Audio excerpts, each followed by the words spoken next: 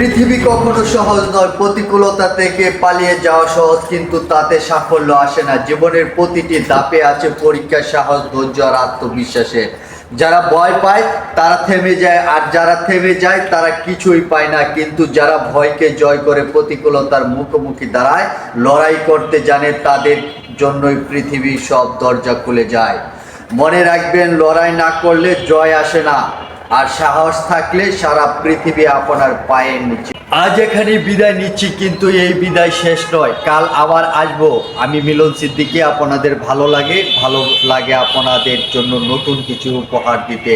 জানি না আমার এই প্রচেষ্টা আপনাদের কতটুকু ভালো লাগে, তবে বিশ্বাস রাখুন, আমি চেষ্টা করি ভালো কিছু করার। আপনাদের ভালোবাসার সঙ্গেই আমার পথ চলা।